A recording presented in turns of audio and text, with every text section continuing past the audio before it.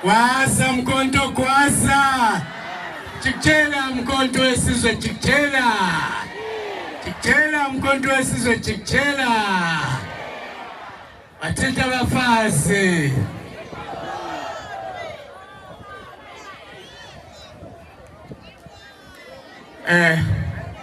Angithathe leli thuba nami ngibingelele.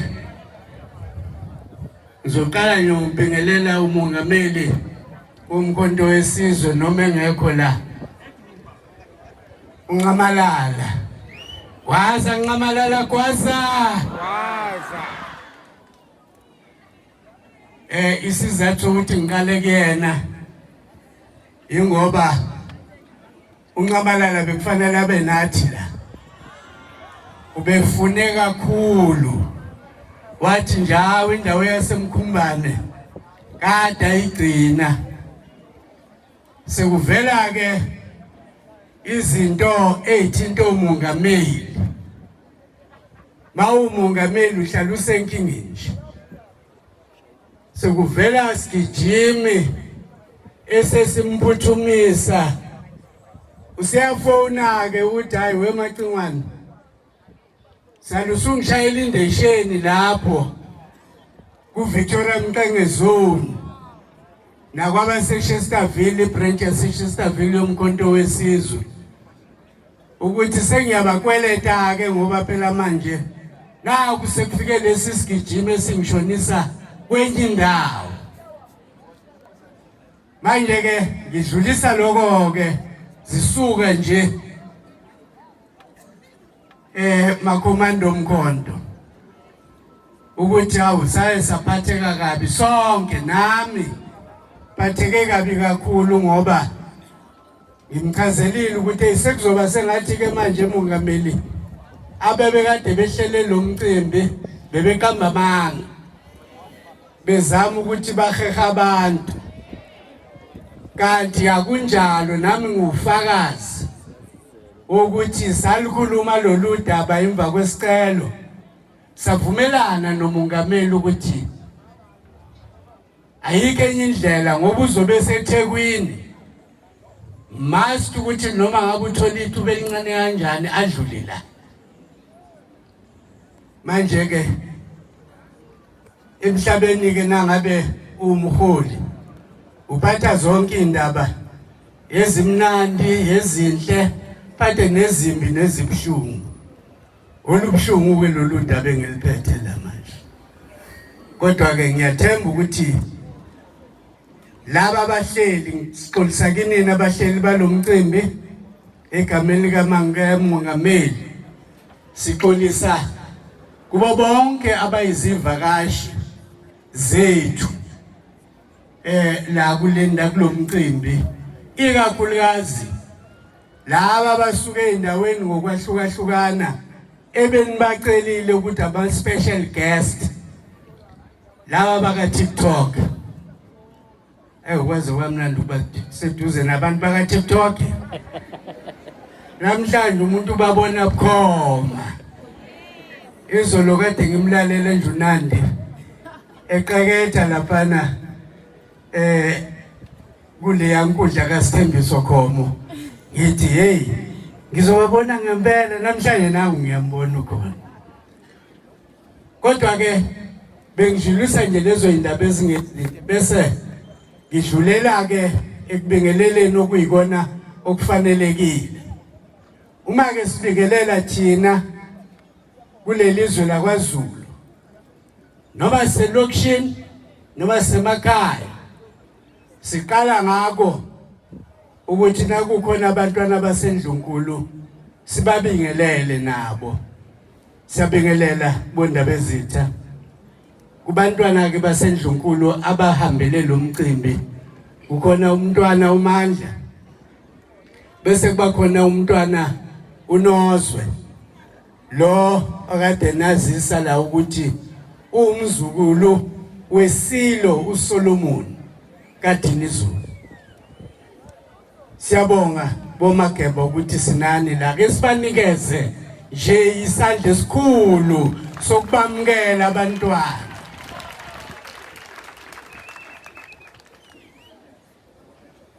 Ngibingeleleke futhi kuzo zonke inhlaka zethu zomkhonto wesizwe kusukela kulaba be-National High Command abaholwa umfowethu uDonda lokhu yena ongibizele la estage bakhona ke nabe laba bahola uhlaka lweWomen's League yomkhonto wesizwe sizwe kahle iWomen's League yomkhonto wesizwe hayi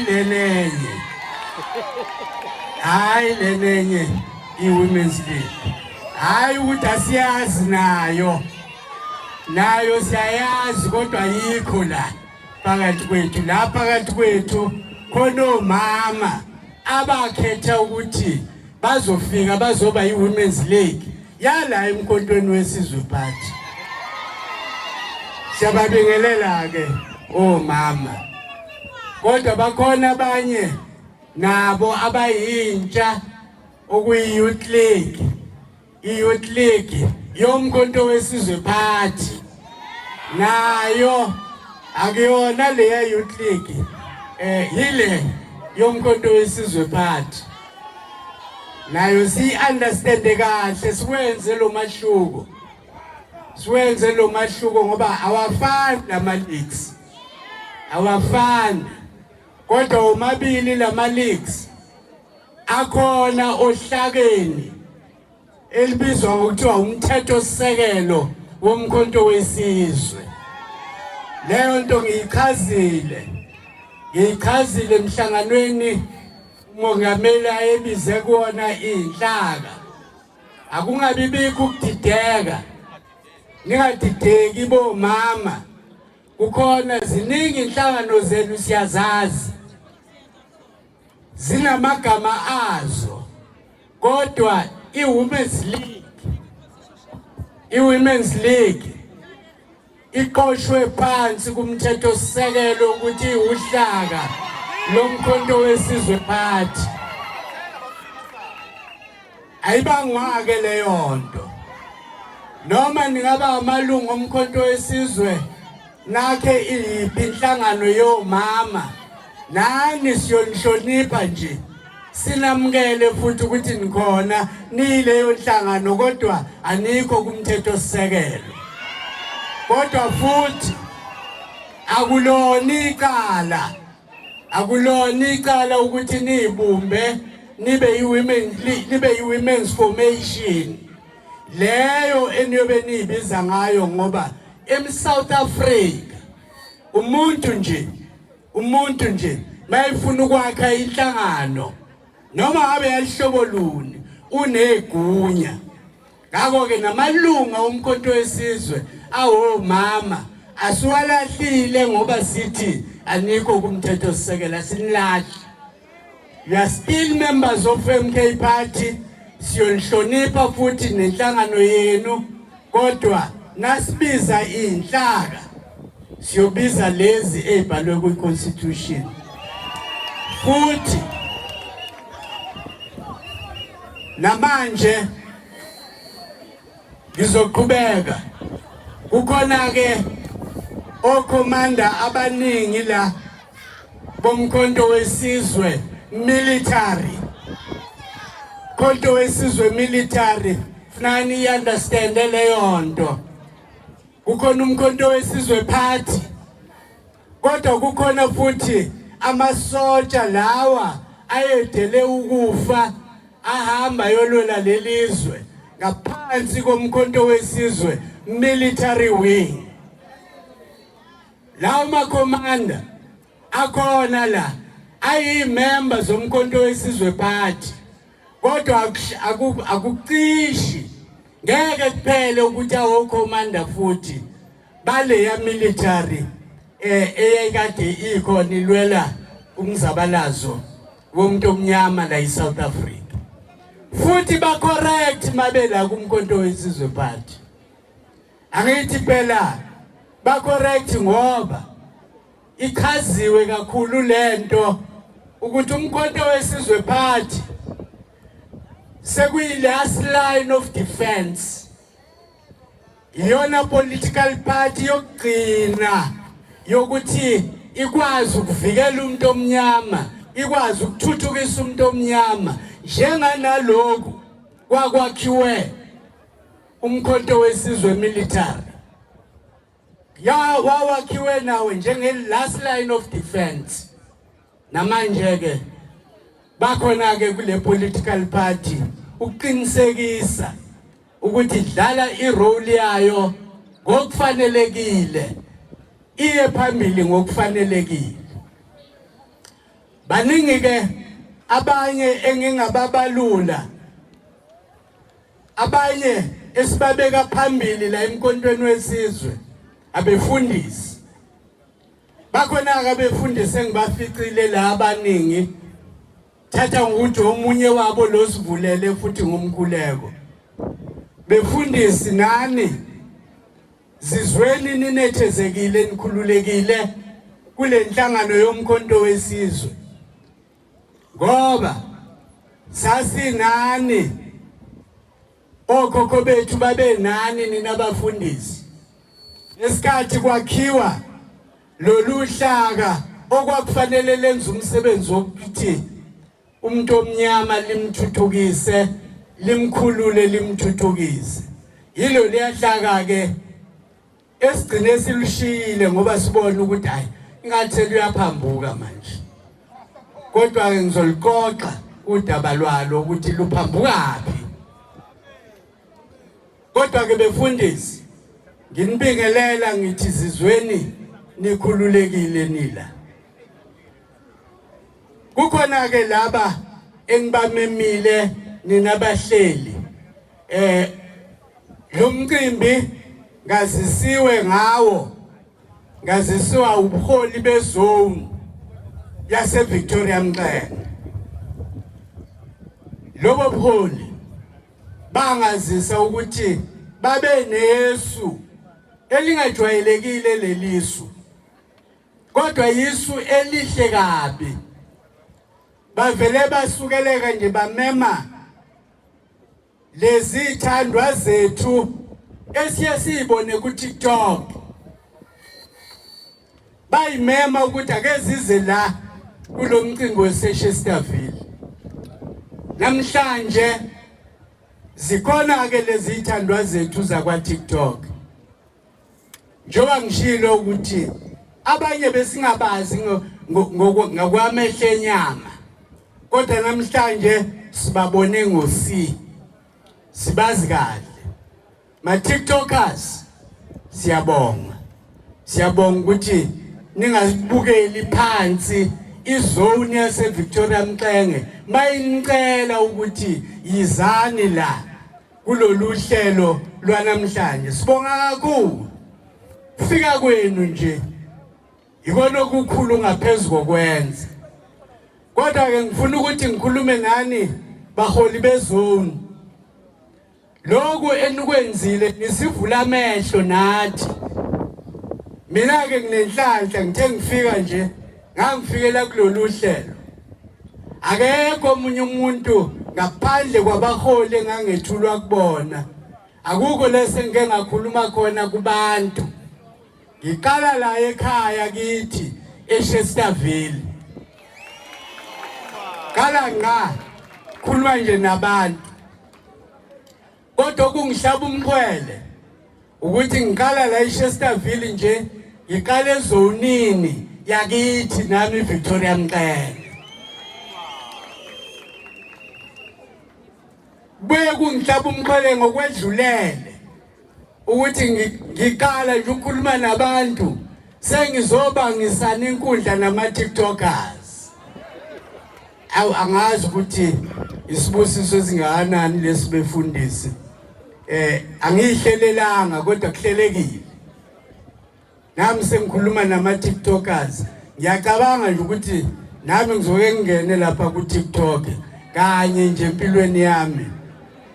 Kwazi ukuthi khona umuntu okuthiwa uWillies wakamkhulu. Sengilindele nina ke ma TikTok. Kodwa ukhona engimbone eqala ngaphambi kwenu nonke ma TikTok. Yile insizwe ekuthiwa umfoka kaNkomgodolo. kube nesizathu sokuthi thina noNkomgodole sihlangane eGoli. Sahlangana eGoli sazohlangana la eThekwini. Athi ngimuzwa wayesememeze sengithumelela ukuthi hayi usememe abantu namhlanje ukuthi nami ngizobe ngikona. Awungabonga kade uNkomgodole wangifaka ku TikTok ngingakaze ngihlele. Ngiyabonga weNkomgodole. Manje ngoba lolu hlelo luhle weMfokadonda ngabe sonile uma ngabe lolu hlelo lungabi uhlelo lweprovince. Kusho ukuthi ke nje ebuholini bami ebengizogcina ngabo kuyofanele ukuthi nivume ebuholi ukuthi le hlelo lolu seluzothathwa yithi siyiprovince sesizolwenza kwezinye indawo. Silwenze nakwamanye ama-region la KwaZulu Natal.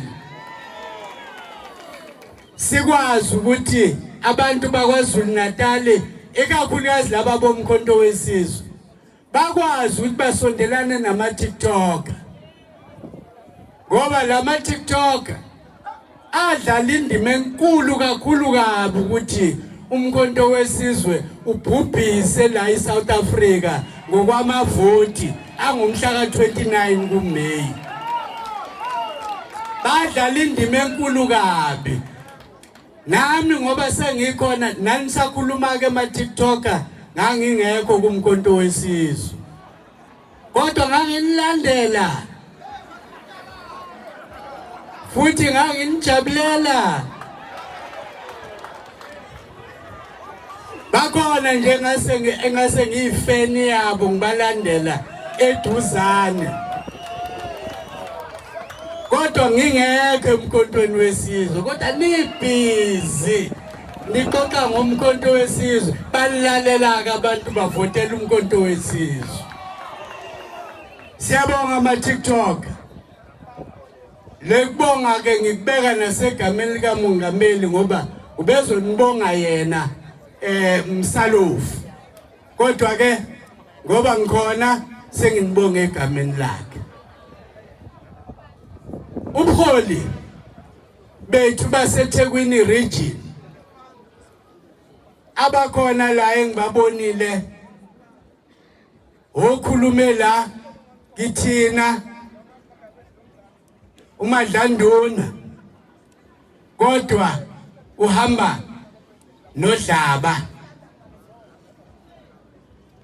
Bobabili ke laba ngithatha ngokuthi ibona basemqoka ngoba uMadlanduna ukuthabani wakalithuli.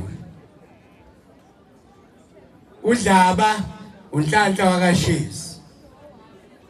Banama role abawadlalayo lapha ya ohlakeni lwaseThekwini.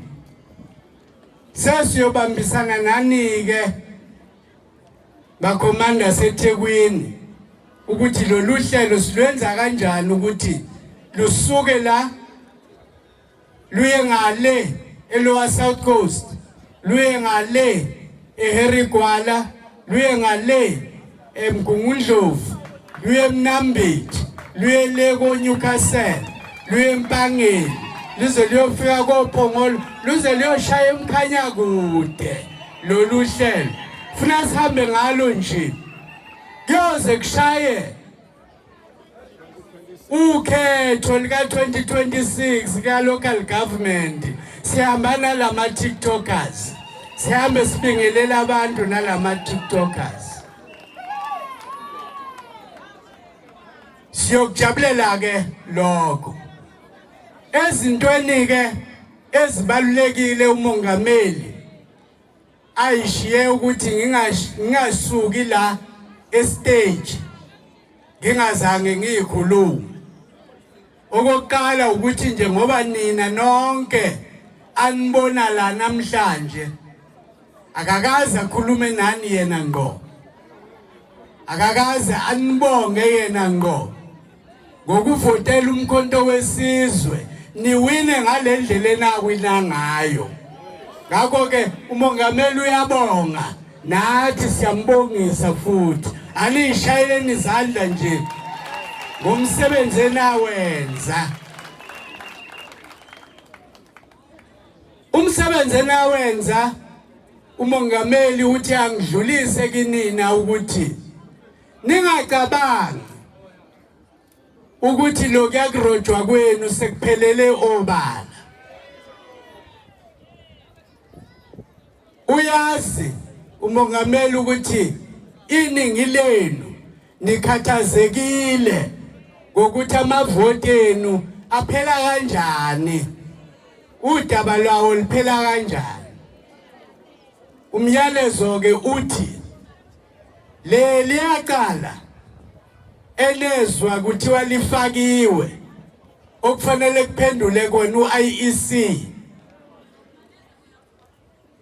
nelwathi umkhonto wesizwe wasuyaphuma enkantolo wayihoxisa.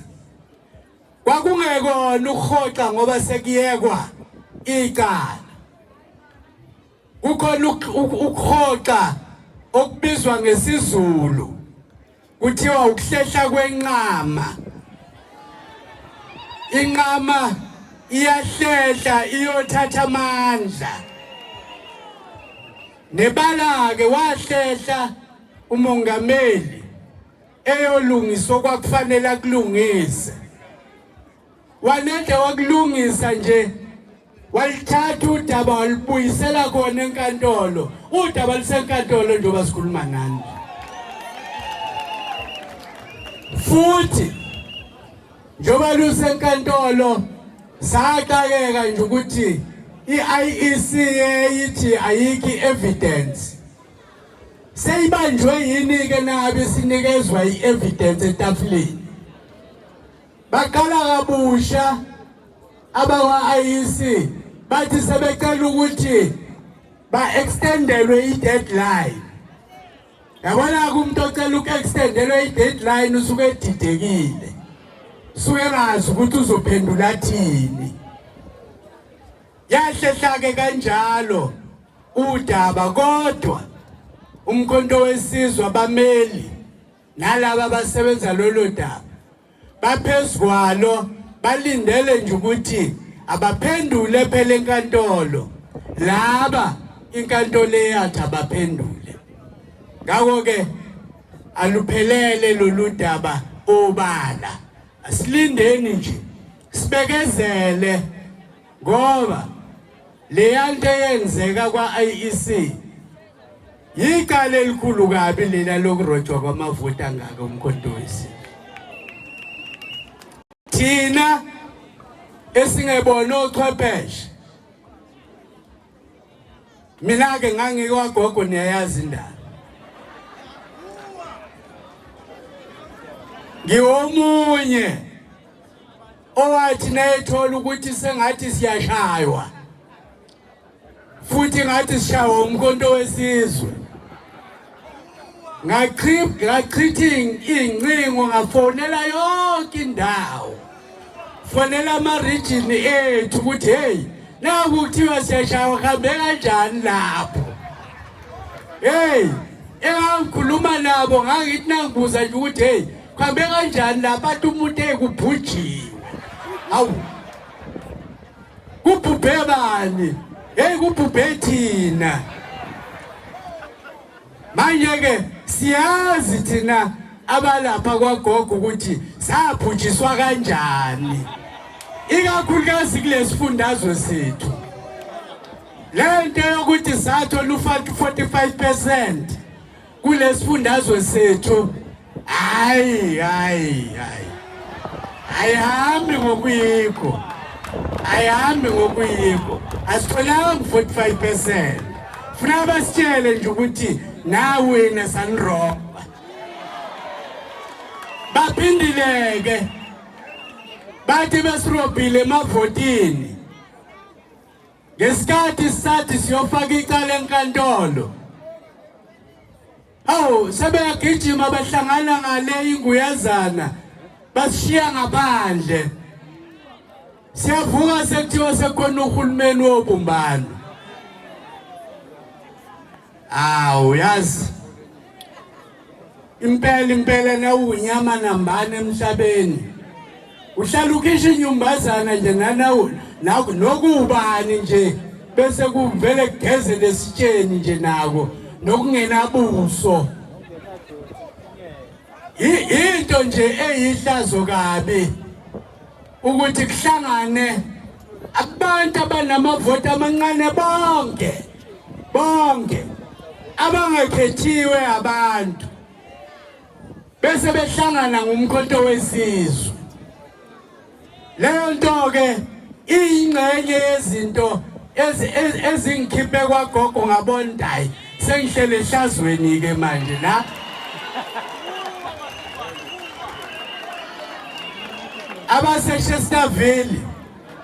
Abase-Chesterville la iBlekeze bayazi ukuthi khona la kule nkundla sasingcwaba ukomrade ubafuthi wakangcobo la ku Road 4. Ngasho kuyona le nkundla ukuthi ungaconfirm nawe ukuthi usahleli kwagogo ngoba mhlawumbe uzohamba ngoba nami ngangayiconfirm. Abatshela ke futhi mina ukuthi eyami inkinga ingaphezulwana. Ngoba mina kwasekhambe zonke izingane zami zaye emkontweni ngasala ngedwa kwagogo. Ngayikhuluma khona la kule nkundla. Ngiphelezela ubafuthi. Ngasho kodwa ukuthi nami angisenazi isiqiniseko ukuthi kuzohlala kakhulu. Ngesonto elalandela lokho ke ngabe sengihamba ke nami. Senginani ke la manje. Engifuna ukuqinisekisa kinina.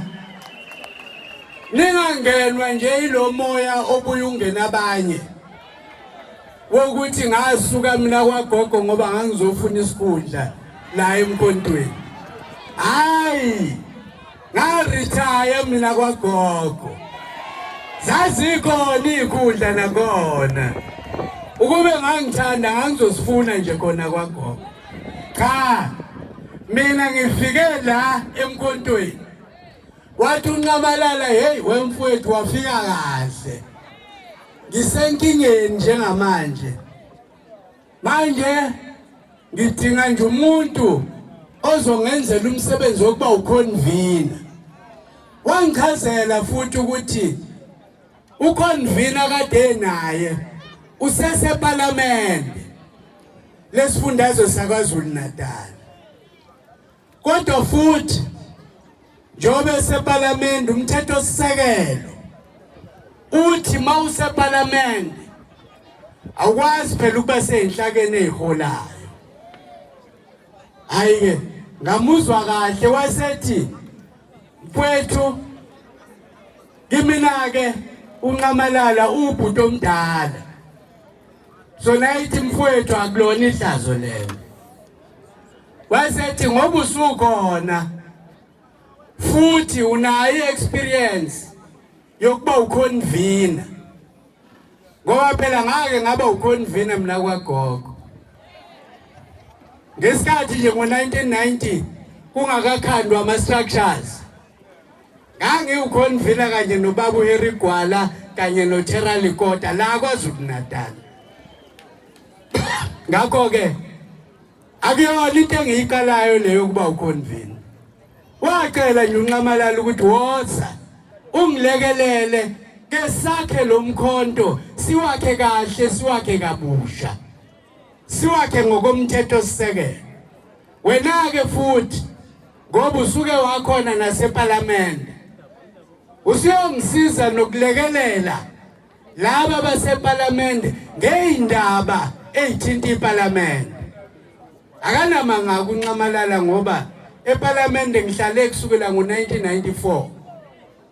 Ngize ngayeka ngo2019 ngenxa yokungaphili. Ngakho ke bakhona ke bathe hayi usebuyela ukuya eparlament. Hayi bakwethu angibuyele ukuya eparlament. Mina ngize emkhontweni wesizwe ukuzolekelela kukhululwe abantu abamnyama. La sahluleka khona thina sikwagogo umkhonto wesizwe uzobamba lelo qhazake. Mina ngizolekelela lokho. Futhi ngamuzwa kahle mina unqamalala mayethi umkhonto wesizwe hayi ukuthi uzosebenza wodwa. Uzosebenza nazo zonke lezi ezinye inhlangano zabantu abamnyama. Kwakhiwe umbimbo okuthiwa iPatriotic Front. Ngamuzwa kahle ngathi awu kodwa sasihlulwa yini ukubona into enhle kangaka. Ngoba iyadingakala iPatriotic Front yeinhlangano zabantu abamnyama. Ngakho ngizobamba iqhaza nje. Angikwazi ukuthi ngizothi asenze njani senze njani senze njani. Kodwa ngoba unqamalala ushilo futhi wathi iyamhlupha kodwa lento yokuthi umkhonto wesizwe wawina abantu abaningi kwaZulu Natal okusho ukuthi uyi people's choice. Umkhonto wesizwe kwaZulu Natal yiwona waqokwa abantu bakwaZulu Natal ukuthi awulide lo hulumeni. Wasethi ke wemfowethu nawe wokucwaninga nje ucubungula ukuthi yini engenziwa ukuze kubuye lo hulumeni abesezandleni zomkhonto. Manje ke leyo mandate kufanele ukuthi ke mina ngiyicwaningeke nalaba esihola nabo kule province ngoba angiqokwanga ngedwa. Akhona amanye amakhomanda esaqokwa nawo. Funeka sinawo sibuza ukuthi uyobuya kanjani lo hulumeni kwaZulu Natal ubuyele ezandleni zabaniniwo okuwumkhonto wesizwe.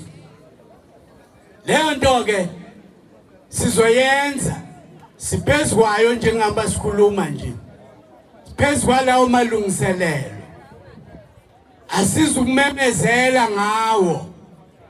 Asizukuma esidlangalaleni. Sithi kuzokwenza ukuthi kwenziwe ukuthi kwenziwe ukuthi. Kodwa nina esinicelayo bekezelelani. Kodwa futhi manizwa abantu bekhuluma ku social media bekhuluma ngaleyo ndaba. Uma nje kungakhuluma unqamalala ngalolo daba. Kungakhuluma Mchunu. Nazi ukuthi hayi lolo daba kabilono lwethu. Kusho ukuthi lisaphushwa nje abanye abaqagelayo. Uma sekufika lwethu niyoluzwa kahle ngoba liyomenyezelwa umongameli alumemezele ebabisene nobuholi bala kwaZulu Natal ukuthi cha sesifikeke kunqamlajuqu. Akuyona into encane leyo. Ngoba phela nabo laba abantu abalapha kuhulumeni abathi uhulumeni wobumbano okuhulumeni wokubandlulula. Ngoba phela yithi esibandlululiwe lapha ya. Manje bathi uhulumeni wobumbano. Bayaxaka nje ngoba sebexabana bodwa futhi. Ade ngibezwa nje abanye abaholi bethi baxakwe ile ndoda le esifake ubuso bayo. Yafaka ubuso bayo eyimotweni zakahulumeni. Uyabona nje into engakaze yenziwe. Noma sivumelana nabo laba abayigxekayo kodwa umbuzo esibabuza wona ukuthi nanithi kuzokwenzeka kanjani. Nize nimnikeze nje lo mnyango nanithi kuzokwenzeka kanjani. Usenitshengisileke senitshengisile ukuthi uhlobo luni. Asazi ukuthi bazoyithatha bayibeke phi leyo nkulumo yabo. Kodwa la kwahluleka khona nje leyanhlangano endala kunazo zonke inhlangano yahluleka mhla yathatha nje isinqumo sokuthi izohamba ehulumeni iyobambisana kuhulumeni ibambisane nabantu laba abagqoka ama-t-shirt alihlaza ibambisane nalaba okuthiwa i-Freedom Front Plus bonke laba bantu yilaba babesicindezele ngobandlululo lwabo yilaba namhlanje abasasibandlulula yilaba namhlanje abasasiqonela yilaba abaphikisa yonke into eyenzelwa ukuthi ithuthukise umuntu omnyama lapha eParliament. Bahlangana kanjani nalabo bantu ngoba labo bantu bayizitha zomuntu omnyama okubi kakhulu bese beyikhipha inyumbazana inhlangano ezinkulu njengana lenhlangano yomkhonto wesizwe party ngawo ke lamavote yarojwa ngawo kodwa iyona yesithathu enkulu la eSouth Africa ikala nokala yayingakaqedi ngisho 6 months yayisiba namavoti arojiwe kodwa ithatha ibeke kube inhlangano yesithathu ngokweinhlalo uyikhipha kanjani inyumbazana inhlangano engakho kusho ukuthi nje oqala udeleli lenhlangano kuphela udelela nabavoti bayo kodwa ke ngoba umkhonto wesizwe khona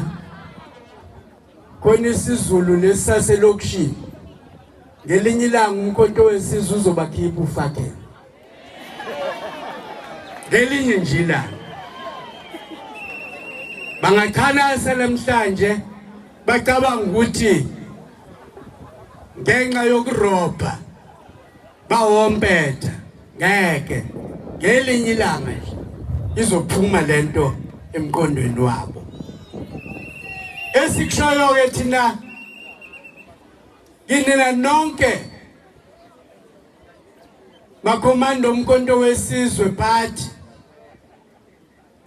asifunde eyintweni ebezenzeka kwagogo ngoba sonke njoba sila thina besikwagogo angisho ukuthi sonke besikwagogo bakhona mhlambe nababa nama experience ahlukile kwawakagogo lapha kwagogo wonke umuntu ola emkhontweni wesizwe wakhishwa izinkinga ezidalwa ubuholi bethu balapha kwagogo wonke akekho waphuma ethanda nje kodwa sonke sathi nasibona unqamalala ukuthi awalikhanda elinye ikhaya nathi singakaphumi kodwa sasiliyosilangazela ukuthi awu uyadela wena osulapho kufuneka ke enye yezinto wrong eyenzeka kwagogo ayikho into yokudelela kwabantu lokudelela okunjiya mihla namalanga ubona abaholi bedelela abantu mihla namalanga sayibali igigaba ukuthi ubani wayidelela abani ubani wadelela kuphi abadelelwa abantu ngoba abantu bayokukhipha leyanto yabona ke base sila emkhontweni wesizwe singabadelela abantu bakwethu singadelelani ngisho sisodwa asisihloniphe thina umuntu ngamunye sihloniphe nabanye abantu bese sihlonipha ilunga nelunga lomkhonto wesizwe noma lisebholini noma like ebholini kodwa sibahlonipha abantu ngoba isona sisekelo leso sokwakha inhlangano sibagade abantu abasuka nalezi zinto ebezenzeka kwagogo abafika nazo ngapha emkhontweni wesizwe zizowulimaza umkhonto wesizwe kanti sithe iyona last line of defense manje sekuyona inhlangano manje sonke sesithembele kuyona nabo laba bakwagogo seyabadeleli ngoba mhlawumbe uzothi uyabadelela kanti udelela ofana noWillies wakaMchunu ongale kwagogo kodwa inhliziyo kade yahamba. Into ke leyo kufanele ukuthi niyibheke ngoba nginesiqiniseko mina ngoba ngiyabazi engithe nami sengisemkontweni nabo basho kimina bathi uyadela wena usulapho. Ngakho ke siqaphele sibadedele nje siyofika isikhathi sabo.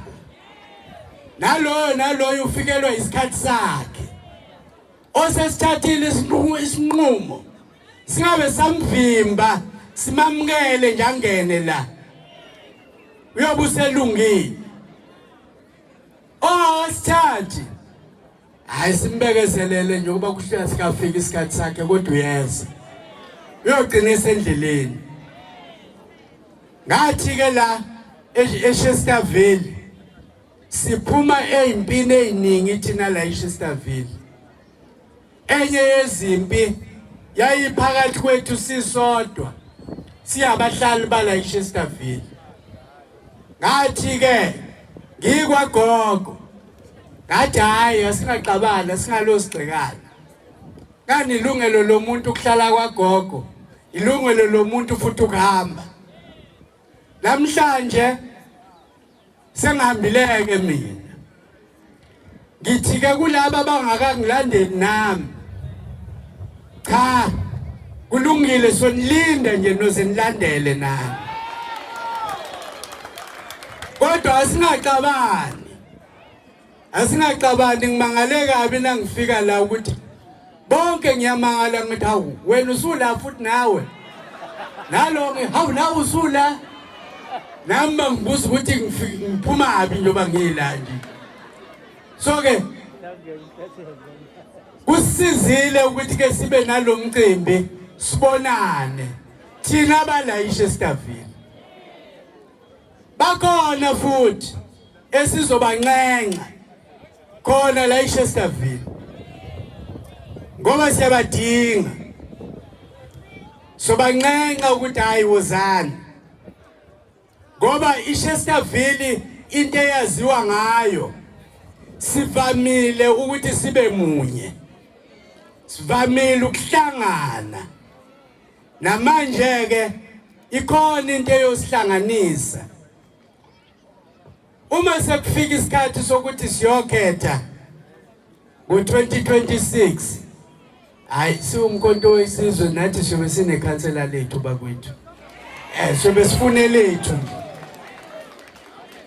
ngoba eShesterville kuneyinkinga eziningi kwamasipala nje eThekwini kuneyinkinga eziningi. Angazi bangaka abantu baseShesterville bengicela nje ukuthi weMacingwane ngikwagogogo benethemba lokuthi ngizothi nangikhuluma kuzwakale weMacingwane kodwa amanzi siyoze sibe nawo nini weMacingwane kodwa ugesi siyoze sibe nawo nini awukhulume phela. Abanye babekhuluma ngezindlu ezilo zabhidlika ngalesi sichotho sika 2015 ezingakaze ilungiswe. Namhlanje ke ngakhuluma ke kwacishe kwadabuka umlomo kodwa ke ngabona undunankulu waleso sikhathi ukuthi wagcina efikile la emveni kokuthi kade ngihlangene naye ngimchazela nje ukuthi abantu baseShesterville bahlupheke kangakanani. Silo buholi ke bomkhonto wesizwe party kuyiprovince asizukulinda u2026 sizophuma singena lapha eThekwini siyolungisa indaba zala ekuhlala khona abantu ezala eShesterville ezala izindawo ezimjondolo siyophuma singena umeya sifuna ukuthi azi ukuthi khona umkhonto wesizwe manje azizwe izigi zomkhonto wesizwe. Bakhona ngisho abasebenzi, khona abasebenzi abathena bezwa ukuthi angisekho wagogo, sengingapha emkhontweni wesizwe, beza begijima abanye abakamasipala, beza begijima bathi baba uMchunu, inkinga esinazo la kwamasipala sesicela ukuyibeka ezandleni zakho. Namhlanje ngithi kubona siyazamukela lezo inkinga siwumkhonto wesizwe ngoba sizowasivuka nalabo basebenzi, siwasivuka nalabo bantu abaneyinkinga ngomasipala. Okwamanje sihlele nje ukuthi kuzophela leli sonto esiyakulona sisahlangana nawo wonke ama-region. Masiqeda nje ukuhlangana nama-region singena kuyiprogram yokulwa izinto zabantu, futhi ngeke siye ukuyokhuluma izinto zaseChesterville singaqalanga kubantu baseChesterville. Ngeke siye ukuyokhuluma ezaseLamontville singaqalanga kubantu baseLamontville, ezaseMlazi ngokunjalo, ezakwaMashu ngokunjalo, ezaseNtuzuma ngokunjalo, ezakoClermont ngokunjalo, ezakoSanti noNazaretha noClarwater, sinyuke njalo ngoNdengezi siyofika eHammersdale, siyofika eCamperdown, oNtshangwe. Zonke lezo indawo zindawo esobe sikhuluma indaba zazo la eThekwini. Ngeke siziyeke kuze kushaye ukhetho. Ngani sesikhethiwe thina saqokelwa ukuthi asiye phambili sihola abantu. Sizokwenza lokho ke bantu bakwethu. Kuphela nje uma sinibiza noma ngaba ama-TikTok awekho nize. Ama-TikTok wona azoba khona futhi akhona ngiwabonile lawa la kwaZulu Natal. So wahlukumeza lawa la kwaZulu Natal. So lo sinicele njalo makomanda ama-TikTok ala kwaZulu Natal. Nasiya ngapha sothi wozani. Nasiya ngapha sithi wozani.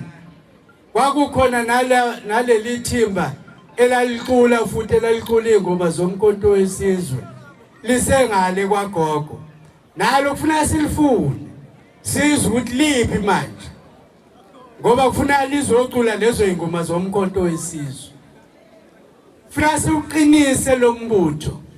Uqine udlule loya esasikuwona. Udlule nayo yonke eminye imibutho ekhona la kwaZulu Natal. Funa sibe isibonelo kuzo zonke ezinye izifundazwe zala eSouth Africa. Thina bala kwaZulu Natal ezethi inhlelo funa ihambe phambili. Futhi thina sinejoke elikhulu ngoba yithi esinomongameli womkhonto wesizwe. Asikwazi ukumphoxa uNcamalala. Kwaza uNcamalala kwaza. Kwaza umkhonto wesizwe kwaza. Sifuna ukugwaza bakwethu ngomkhonto wesizwe. Sikwaze kusene emini nantambama. Sikwaze sivuka nje yoze siyolala. Yoze kube ileyo nkathi. Ziningi ke inhlelo esizoba khona uma sekufika isikhathi sokuthi umkhonto wesizwe uqeda unyaka. Sizonazisa ukuthi icelebration yethu yokuqeda unyaka wokuqala nje sizelwe izokwenziwa kanjani. Kodwa nathi la kwaZulu Natal siyolibamba iqhaza ekucelebrate ukuqeda unyaka.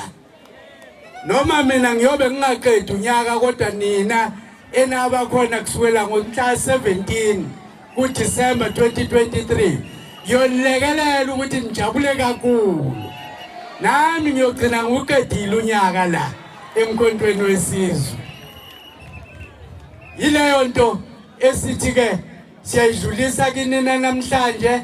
Sicela ke ukubonga laba bafikele ukuzothatha amakhadi. Niwathatha amakhadi bakwethu. Usuku ungaphelele uma uyilunga lomkhonto wesizwe ungenalo ikhadi hayi ukuthi asikuhloniphi siyakuhlonipha siyabahlonipha nalabo abasupportayo kodwa bangezona imember siyabahlonipha nalaba abangezona imember kodwa abafika nje namavoti awuyivoti ke haya ivoti nje asizukubandlulula umuntu oza nalo noma abubani ngayeza nevoti nje siyalidinga ngakho ke ingakho abantu kufuna sibahloniphe sithi ke kinina nonke nami ukuthi nje lami ikhadi lilapha emotweni ngabe sengiyamtshengisa nginalo ikhadi ngaba ngikhulumi lapha phambi kwenu ngoba ngiyawazi ubumqoka bokuthi ukhuluma ngoba usunekhadi mawuyimember yomkhonto mawungababi nalo sheshisa lithathe ubhinqe sasiye sithi thina uyabhinqa ngoba phela awubhinqile na ungenalo ikhadi siyabonga ke kulabo abalithathisa amakhadi sibonge kakhulu nakulaba abayinikelile ukuthi bazothatha amakhadi ngizojabulela ke ukuthi kusasa ukuhamba mangithi kusasa ngisho ngesonto ngithi ngokuza kweinhlelo zomkhonto wesizwe njoba siqale la kule zone yase Victoria Mxenge sizohlela nalabo abahola eThekwini ukuthi yiphi izone ezolandela la eThekwini ukuthi siyothathisa amakhadi nakhona kodwa sothi sikwenza lokho neTheku sibe sihlela futhi ukuthi siyowathathisa nini kanjani kwezinye indawo amakhadi iwona yonisiza ukuthi masaqala sekwakhiwa inhlaka zomkhonto ngeke ukwazi ukuba ingcenye yokuyokhetha ubuholi ngokuphelele bomkhonto wesizwe mawungenalo ikhadi manje ke zinikeze nje ithuba khona nawe yothi nakufika leso sikhathi ukwazi ukuthi uzokhetha akukakhethwa ke okwamanje singaqali ke okwamanje sibange into ekuthiwa izikhundla awu yalibulala ikhaya lethu la kwagogo leyo umbulalazwe ukubaka ikhundla umbulalazwe bakwethu uma ngisaqokiwe nami ngiuWillies wakaMchunu yamkela nje mhlambe kusasa ngizophuma qokwe wena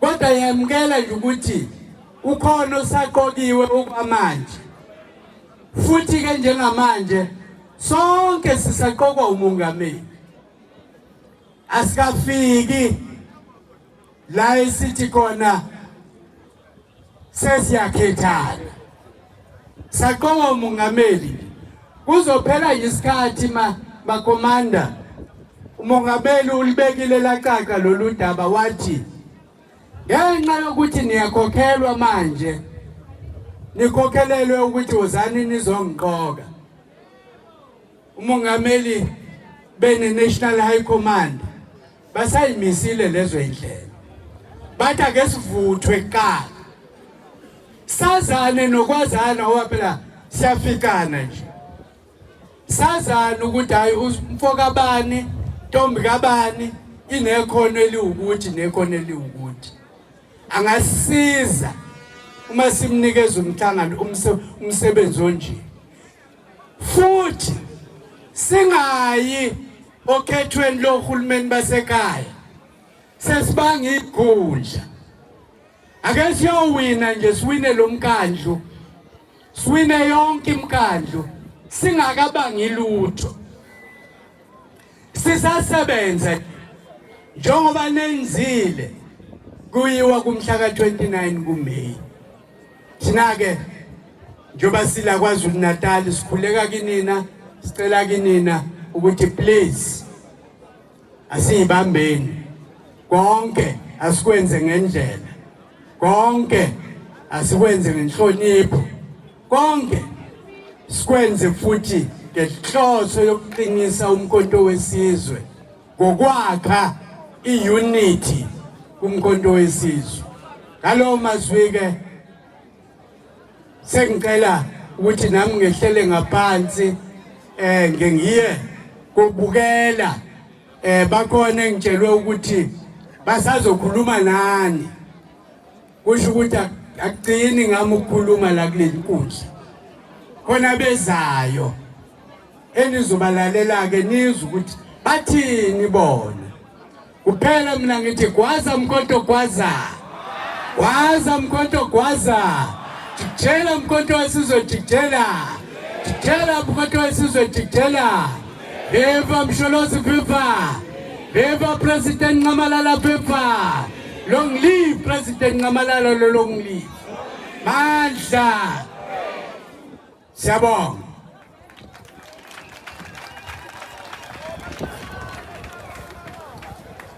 Siyabonga leadership siyabonga Mandla awe